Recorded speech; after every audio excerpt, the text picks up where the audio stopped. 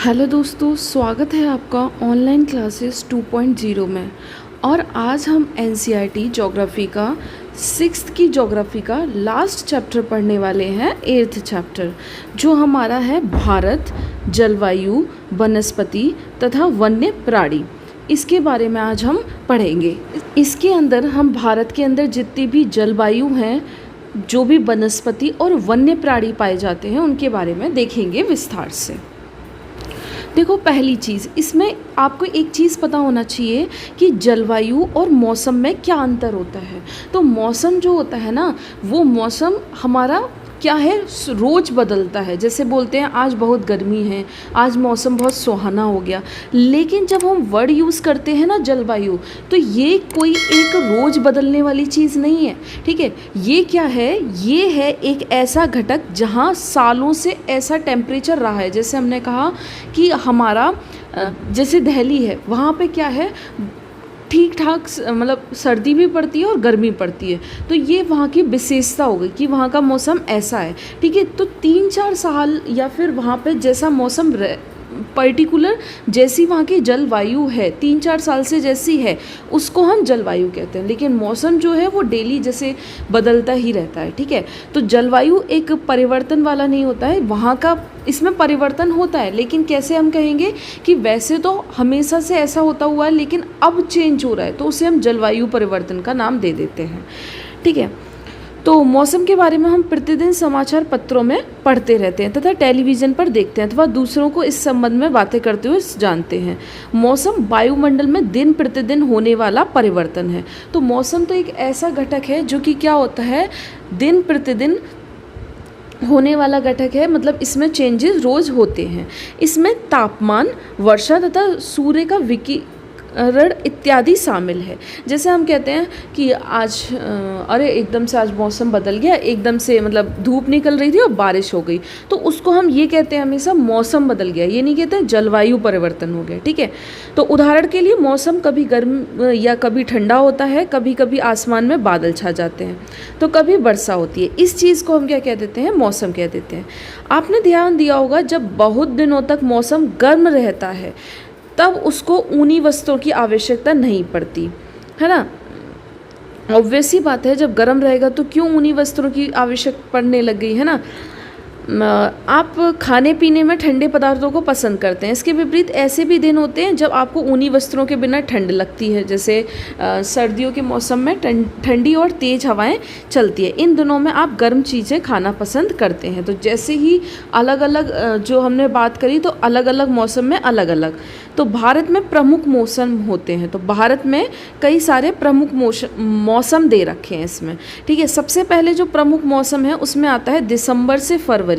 ये कैसा होता है, सर्द ऋतु का मौसम होता है, मतलब ठंडा मौसम होता है अपने यहाँ। मार्च से मई गर्म मौसम, गर्मी वाला मौसम होता है। जून से सितंबर दक्षिण पश्चिम मानसून का होता है, जिसमें वर्षा आती है। और अक्टूबर नवंबर में मानसून के लौटने का मौसम, मतलब शरद, ना ज़्यादा सर्दी और ना ज़्यादा गर्मी। तो यहाँ पे हमें 4 मौसमों के बारे में दे रखा है, सर्दी, गर्मी, वर्षा और शरद मौसम। ठीक है, अब थोड़ा हम देख लेते हैं शीत ऋतु के बारे में, मतलब सर्दियों के बारे में।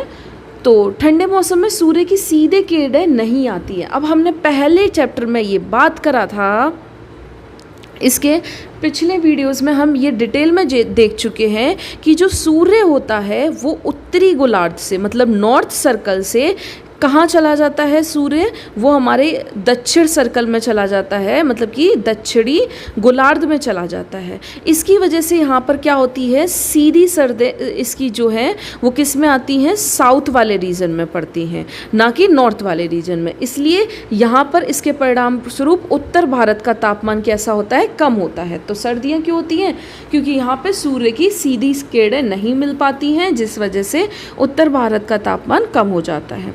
वही बात करें ग्रीष्म ऋतु, इसमें देखेंगे तो ग्रीष्म ऋतु की बात करेंगे तो इसमें हम क्या कहेंगे कि ग्रीष्म ऋतु में जो हमारा सन होता है, जो हमारा सूर्य होता है, उसकी डायरेक्ट वो कहाँ पर पड़ता है, उत्तरी गोलार्ध में उसकी किरणें पड़ती हैं सीधी, कहाँ तक, कर्क रेखा तक पड़ती हैं। ठीक है, तो गर्मी के मौसम में सूर्य की किरणें अधिकतर सीधी पड़ती हैं, तापमान बहुत अधिक हो जाता है, दिन के समय गर्म एवं शुष्क पवन बहती है, जिसे हम क्या कह देते हैं, लू कह देते हैं। अब इसके बाद बता रखा है दक्षिण पश्चिम मानसून। याद रखना, मानसून पूछा जाता है तो वो किसके कारण आता है, तो वो दक्षिण पश्चिम पवनों के कारण आता है, दक्षिण पश्चिम मानसून।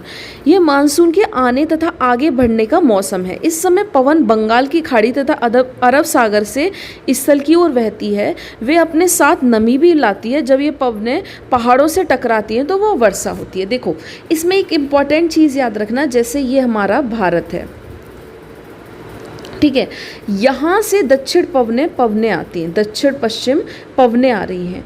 तो यहाँ क्या हो रही है, ये पवनें जब अपने साथ आ रही हैं ना, तो यहाँ पे जो वर्षा करा रही है, मतलब ये वाला एरिया जो है, यहाँ पे जो वर्षा करा रही है ना, यहाँ पे अरब सागर है, हिंद महासागर है, यहाँ पे हमारा बंगाल की खाड़ी है, ठीक है। इन सब में से जब ये पवनें बह रही हैं तो अपने साथ क्या ला रही हैं, नमी ला रही हैं, ठीक है, नमी अपने साथ ला रही हैं। तब ये पवनें क्या करेंगी, जब यहाँ पर पहाड़ों से टकराएंगी, यहाँ पर जब पहाड़ों से टकराएंगी तो वो हवाएं पहाड़ों के साथ ऊपर उठती हैं। क्या होती हैं, हमेशा पहाड़ों के साथ ऊपर उठेंगी।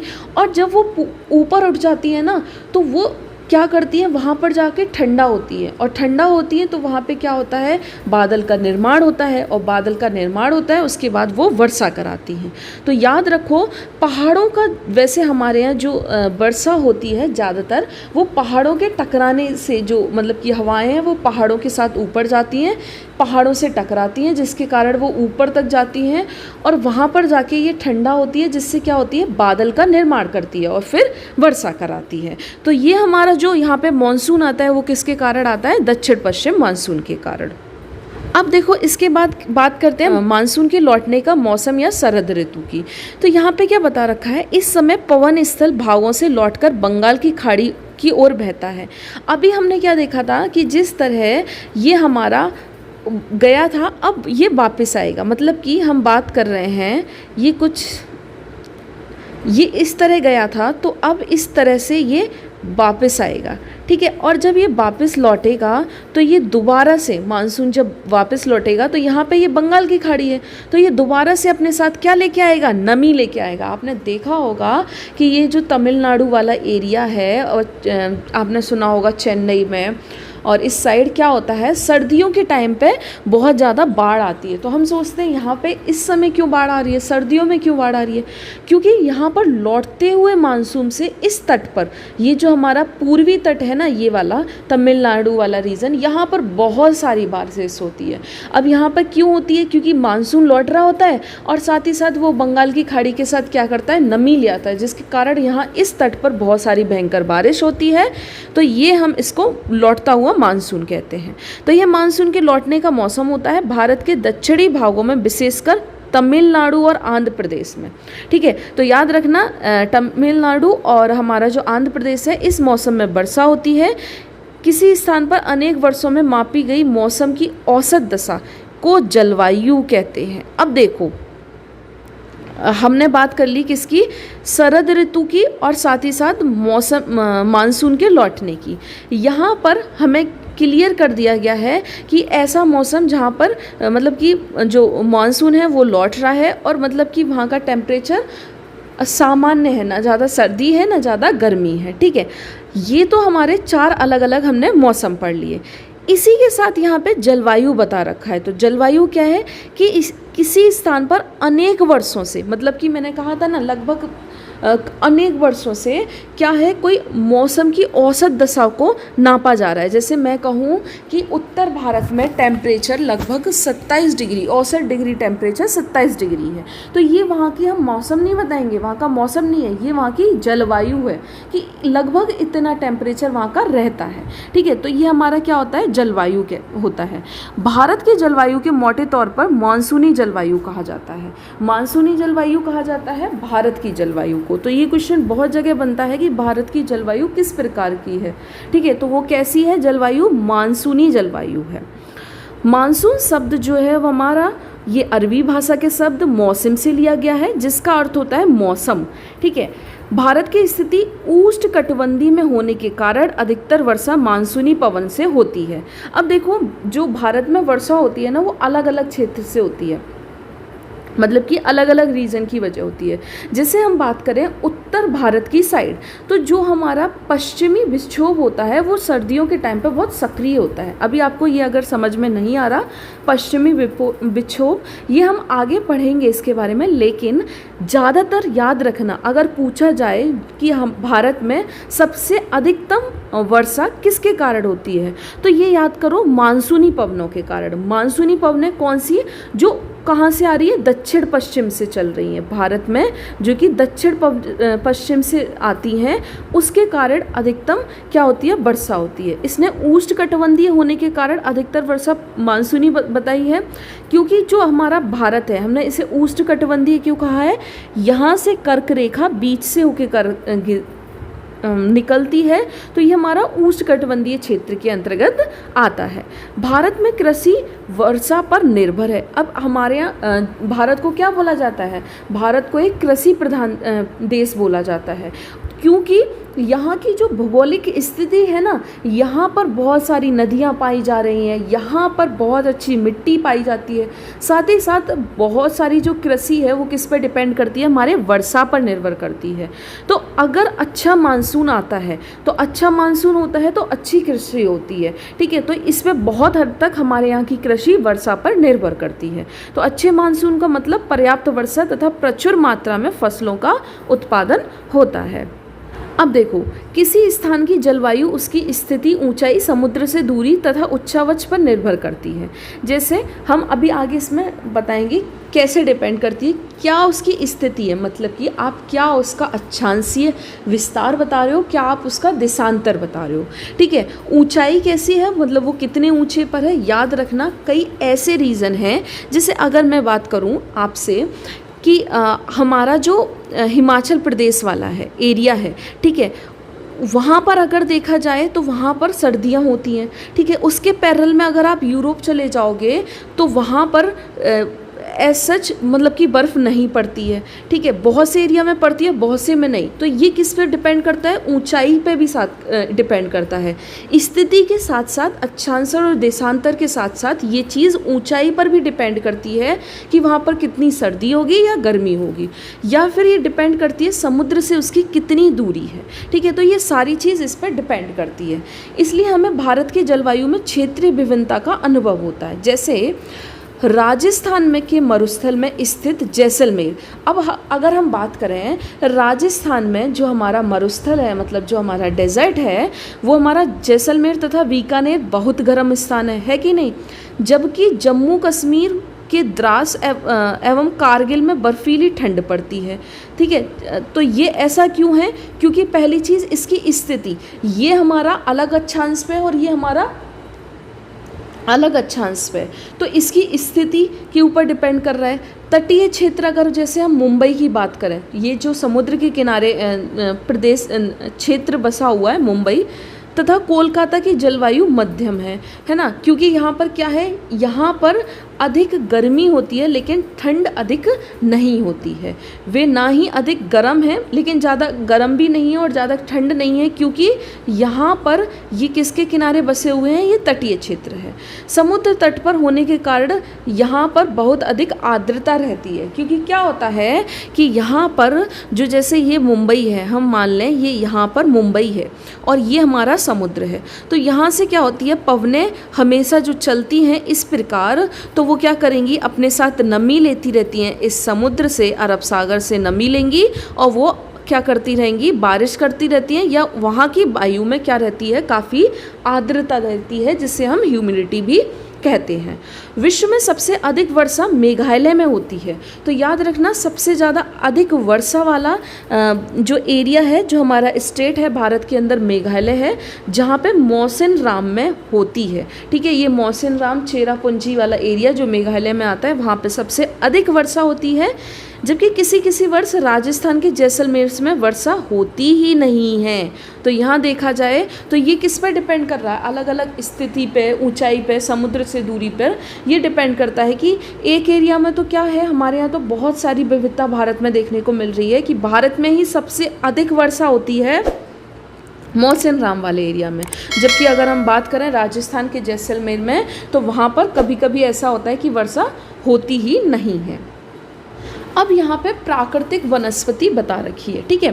प्राकृतिक वनस्पति किस पे डिपेंड करती है, वहाँ के मौसम पे, या फिर आप कहो वहाँ की जलवायु पे। मौसम सही वर्ड नहीं होगा, वहाँ की जलवायु पे डिपेंड करती है कि वहाँ किस प्रकार की प्राकृतिक वनस्पति पाई जाएगी। जैसे हम आपने चारों तरफ विभिन्न प्रकार का पादप जीवन देखते हैं, मतलब कि बहुत सारे प्लांट्स देखते हैं। हरे घास वाले मैदान में खेलना कितना अच्छा लगता है। कुछ पौधे छोटे होते हैं जिन्हें झाड़ी कहा जाता है, जैसे कैक्टस तथा फूलों वाले पौधे इत्यादि, ठीक है। इसके अतिरिक्त बहुत से लंबे वृक्ष होते हैं, उनमें जैसे हम कुछ शाखाएं की पत्ती होती है, जैसे नीम आम कहते हैं, ठीक है, जिनमें पत्तियों की मात्रा बहुत कम होती है, जैसे नारियल, घास, झाड़ियाँ, पौधे जो बिना मनुष्य की सहायता से उपजते हैं, उन्हें प्राकृतिक वनस्पति कहा जाता है। कौन सी प्राकृतिक वनस्पति क्या है, जिन्हें बिना किसी भी मनुष्य की सहायता से अपने आप ही जो उग गई हैं, उन्हें हम क्या कहते हैं, प्राकृतिक वनस्पति कहा गया है। ये जो प्राकृतिक वनस्पति है, ठीक है, ये क्या होती है, वहाँ की अलग अलग जलवायु के कारण उगाती है। तो अलग अलग जलवायु में अलग अलग प्रकार की वनस्पतियाँ पाई जाती हैं। इनमें वर्षा की मात्रा सबसे महत्वपूर्ण होती है। जलवायु की विभिन्नता के कारण भारत में अलग अलग तरह की वनस्पतियाँ पाई जाती हैं। जैसे हिमालय वाले एरिया में अलग तरह की वनस्पति पाई जाएगी। अगर हम बात करेंगे राजस्थान, जहाँ पर क्या होता है, जहाँ की भूमि कैसी भूमि है, जहाँ पर बिल्कुल भी वर्षा नहीं होती या बहुत कम मात्रा में वर्षा होती है, तो वहाँ पर अलग तरह की वनस्पति पाई जाती है। अब देखो यहाँ पर बहुत इम्पॉर्टेंट दे रखा है, हमें वनों की आवश्यकता क्यों है। तो यहाँ पर बहुत इम्पॉर्टेंट हो जाता है कि अगर आप कहीं क्वेश्चन भी लिख रहे हो तो आपको ये पता होना चाहिए कि हमें फॉरेस्ट के आवश्यकता क्यों है। सबसे पहली चीज़, ये हमारे संसाधन के लिए प्रयोग होते हैं, मतलब लकड़ी जो है, हम बहुत सी इमारती लकड़ी यूज़ करते हैं, ठीक है। दूसरी चीज़, सबसे ज़्यादा जो CO2 होती है ना, जो हमारी कार्बन डाइऑक्साइड होती है, सबसे ज़्यादा वो इन्हीं के द्वारा ली जाती है। अगर CO2 इनके द्वारा नहीं ग्रहण की जाएगी तो क्या होगी, CO2 की मात्रा बहुत ज़्यादा बढ़ जाएगी वातावरण में।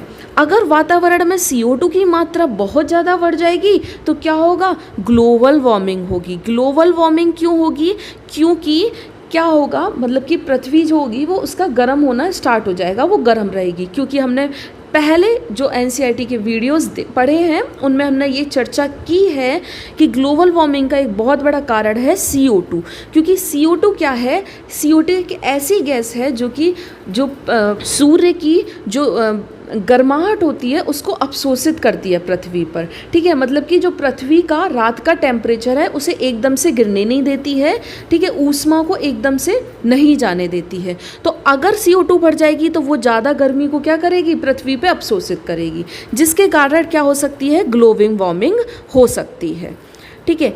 तो यहाँ पर वनों का बहुत सारा इम्पॉर्टेंट रोल हो जाता है। साथ ही साथ हम क्या देखेंगे, ऑक्सीजन, हमें इससे क्या मिलता है, ऑक्सीजन मिलता है। तो ये भी चीज़ इम्पॉर्टेंट है। बहुत सारे फ्रूट्स हमें जो है बहुत सारे इसके द्वारा मिलते हैं। अगर हम बात करें मिट्टी का, जो हमारी मिट्टी होती है ना, हमने एक बात ये भी करी थी कि अपरदन बहुत ज़्यादा होता है, लेकिन अगर प्लांट्स होते हैं ना तो वो मिट्टी को क्या करते हैं, बांध के रखते हैं एक जगह, जिसके कारण अगर नदियाँ यहाँ से गुजर रही हैं तो वो ज़्यादा अपरदन नहीं कर पाती हैं।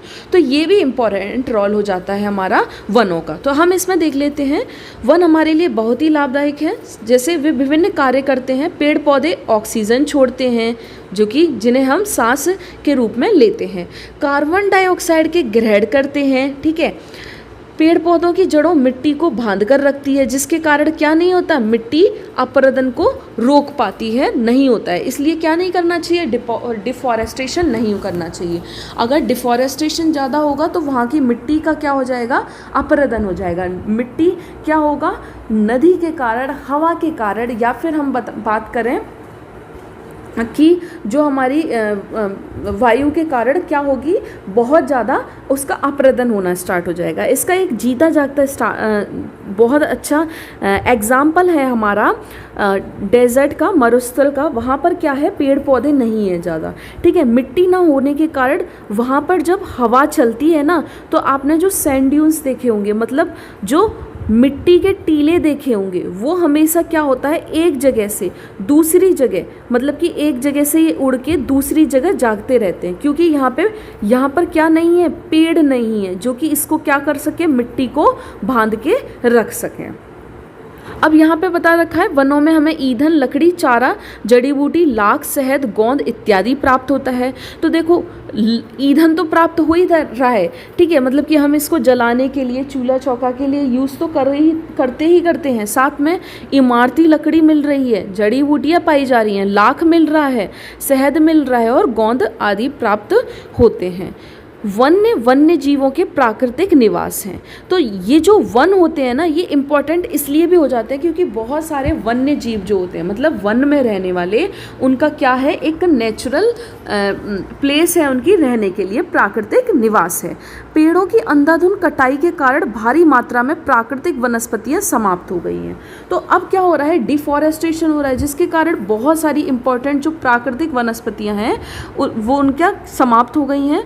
हमें अधिक पौधे लगाने चाहिए, जो पेड़ बचे उनकी रक्षा करनी चाहिए एवं लोगों को पेड़ों के महत्व के बारे में बताना चाहिए, और जिसके लिए अलग अलग आयोजन जैसे वनोत्सव, ठीक है, वन महोत्सव मनाकर अधिक से अधिक लोगों के बीच में जागरूकता बढ़ानी चाहिए और पृथ्वी को हरा भरा हम इसके कारण रख सकते हैं। ठीक है, अब देखो इस डायग्राम के थ्रू हमें क्या कोशिश करिए कि हमें कितनी चीज़ पौधे से इम्पॉर्टेंट मिल रही है। सबसे पहली चीज़ ऑक्सीजन, जो क्या होता है, इंसानों के द्वारा, मानव के द्वारा ली जा रही है। दवाइयों की बात करें, बहुत सारी दवाइयाँ, जड़ी बूटियाँ, ठीक है। इमारती लकड़ी हम यूज़ करते हैं, एज आ ईंधन चारा के रूप में यूज़ कर रहे हैं, ईंधन हम यूज़ कर रहे हैं चूल्हा चौका में, ठीक है। लकड़ी से हम खेल के सामान या हम बात करें फर्नीचर बनाते हैं, ठीक है। साथ ही साथ हम क्या करते हैं, जो स्लीपर होता है ना, स्लीपर जो कि हम रेल में यूज़ करते हैं, स्लीपर,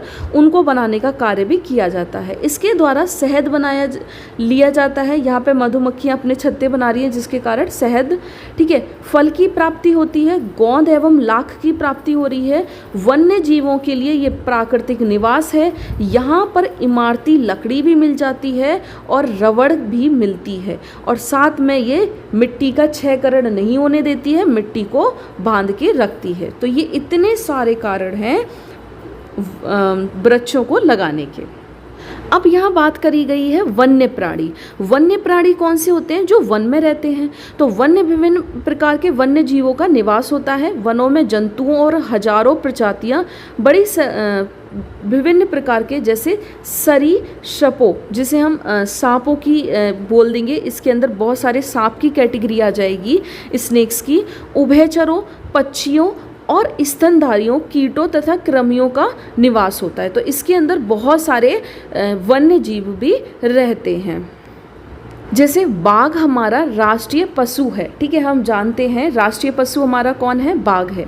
ये देश के विभिन्न भागों में पाया जाता है, और बाघ के संरक्षण के लिए आपको पता है हमारे यहाँ बहुत सारे टाइगर प्रोजेक्ट भी चल रहे हैं। गुजरात के गिर वन में एशियाई शेरों का निवास है। तो एकमात्र अगर हम भारत में कहें एशियाई वनों का निवास कहाँ मिलता है, हमें गुजरात के गिर जंगल में मिल जाता है। ठीक है, एक इम्पॉर्टेंट क्वेश्चन ये भी हो जाता है कि एक सींग वाला गैंडा कहाँ पाया जाता है, तो वो असम में पाया जाता है। और याद रखना असम में इसका संरक्षण भी हो रहा है, जिसको हम यहाँ पर जो हमारा एक नेशनल पार्क है जिसको हम काजीरंगा नेशनल पार्क कहते हैं असम में, वहाँ पे एक सींग वाले गैंडे का संरक्षण भी हो रहा है। तो हाथी तथा एक सींग वाले गैंडे असम के जंगलों में घूमते हैं और यहाँ पर इनका संरक्षण भी किया जा रहा है। केरल और कर्नाटक में भी मिलते हैं। तो गैंडे और जो हमारा हाथी है, हाथी के लिए वैसे केरल और कर्नाटक बहुत प्रसिद्ध है। जबकि ऊँट हमारा रेगिस्तान वाले एरिया में मिलेगा। जंगली गधा, ठीक है, याद रखो जंगली गधा ये है, ये इम्पॉर्टेंट क्वेश्चन बन सकता है। ये बहुत इम्पॉर्टेंट है कि जंगली गधा जो है वो कच्छ के रण में पाए जाते हैं। ठीक है, यहाँ पे ये जो जंगली गधा है इसकी प्रजाति बहुत विलुप्त हो गई है, तो यहाँ पे कच्छ का जो रण है यहाँ पे जंगली गधे का संरक्षण भी किया जा रहा है। एक सींग वाले गैंडे का संरक्षण असम में, जबकि जंगली गधे का संरक्षण कच्छ वाले रीजन में। जंगली बकरी हिम तेंदुए तो हिमालय वाले रीजन में मिलेंगे। भालू इत्यादि हिमालय के क्षेत्र में पाए जाते हैं। इनके अतिरिक्त बहुत से दूसरे जानवर जैसे बंदर, सियार, भेड़िया, नीलगाय, चित्तल इत्यादि भी हमारे देश में पाए जाते हैं। अब बात कर लें वहीं से भारत में पक्षियों का भी ऐसी प्रचुर मात्रा है, जैसे मोर हमारा राष्ट्रीय पक्षी है। भारत में पक्षी तोता, मैना, कबूतर, बुलबुल, बतख इत्यादि हैं। सारे राष्ट्रीय पक्षी उद्यान भी हैं, बहुत सारे हमारे यहाँ बहुत सारे राष्ट्रीय पक्षी उद्यान मिलेंगे। ठीक है, जो पक्षियों का प्राकृतिक निवास प्रदान करते हैं और शिकारियों से पक्षियों को रक्षा भी देते हैं। ठीक है, अब भारत में सांपों की सैकड़ों प्रजातियां पाई जाती हैं, उनमें कोबरा एवं करेत प्रमुख है। तो भारत में जो सांपों की प्रजातियां पाई जाती हैं उनमें से जो है कोबरा और करेत जो है प्रमुख है। वनों के कटने तथा जानवरों के शिकार के कारण भारत में पाए जाने वाले वन्य जीवों की प्रजातियों में तेजी से घट रहा है। मतलब कि अब क्या हो रहा है, डिफॉरेस्टेशन हो रहा है, जिसके कारण क्या हो रहा है, बहुत सारे वन्य जीवों की प्रजातियां भी तेजी से घट रही हैं। बहुत सी प्रजातियों तो समाप्त भी हो चुकी हैं। ठीक है, उनको बचाने के लिए बहुत से नेशनल पार्क, पशु विहार तथा जीव मंडल आरक्षित क्षेत्र स्थापित किए जा रहे हैं। मतलब कि हमने बात कहा ना कि रिजर्व्ड फॉरेस्ट भी होते हैं और नेशनल पार्क, इनका निर्माण हो रहा है। सरकार ने हाथियों तथा बाघों को बचाने के लिए बाघ परियोजना, टाइगर प्रोजेक्ट और ऐसी एलिफेंट को बचाने के लिए हस्त परियोजना, है ना, जैसी परियोजनाओं को शुरू किया है। ऐसी ही बहुत सारी अलग अलग परियोजना हैं जो चलाई जा रही हैं भारत सरकार के द्वारा।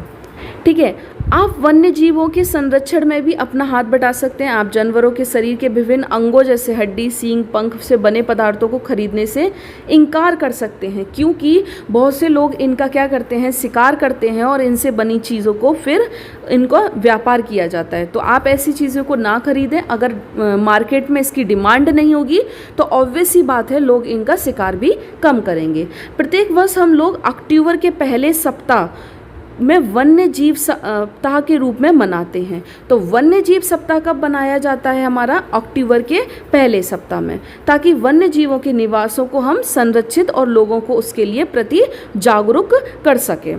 तो यहाँ पे इम्पॉर्टेंट क्वेश्चन हो जाएगा, वन्य जीव सप्ताह कब मनाया जाता है? अक्टूबर के पहले सप्ताह में, अक्टूबर के दूसरे तीसरे सप्ताह में, किस में? तो अक्टूबर के पहले सप्ताह में वन्य जीव सप्ताह बनाया जाता है।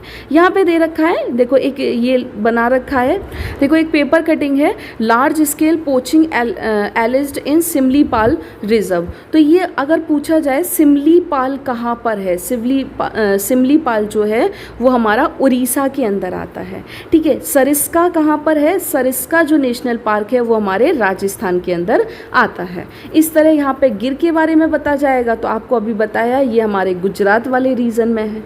ठीक है, तो इस तरह हम अलग अलग नेशनल पार्क्स भी आगे पढ़ेंगे अपनी इस ज्योग्राफी के अंदर। अब हम इसके क्वेश्चन कर लेते हैं, विश्व में सबसे अधिक वर्षा वाला राज्य क्षेत्र कौन सा है? तो सबसे ज़्यादा अधिक वर्षा जो होती है वो हमने बात करी थी भारत के मौसिनराम मेघालय वाले रीजन में। ठीक है, जंगली बकरी और हिम तेंदुए कहाँ पाए जाते हैं? तो अभी हमने देखा था, इसका सही आंसर हो जाएगा का, हिमालय वाले क्षेत्र में जंगली बकरी और हिम तेंदुए पाए जाते हैं। दक्षिण पश्चिम मानसून के समय आर्द्र पवनें कहाँ से बहती हैं? तो हमने बात करी थी कि दक्षिण पश्चिम जो पवनें थी वो कुछ इस तरह आती थी। तो ये हमारी कहाँ से बहती थी? यहाँ पे हमारा क्या था, समुद्र था, हिंद महासागर, और यहाँ पे अरब सागर, और यहाँ पर ये हमारा बंगाल की खाड़ी, तो इधर से बहती हैं। तो ये कैसे बहती हैं? समुद्र से स्थल की ओर, स्थल से समुद्र की ओर, या समुद्र से स्थल की ओर, या पठार से मैदानों की ओर। तो ये ध्यान रखिए, ये समुद्र से बह रही हैं, किसकी ओर? स्थल की ओर। तो इसका हमारा हो जाएगा ख, समुद्र से स्थल की ओर। अगर आपको मेरा ये वीडियो पसंद आया हो तो दोस्तों प्लीज़ लाइक करें, शेयर करें एंड सब्सक्राइब करें। और हाँ, अगर आपको कोई भी क्वेश्चन पूछना है तो आप हमारे कमेंट बॉक्स में क्वेश्चन भी कर सकते हैं। Thank you so much.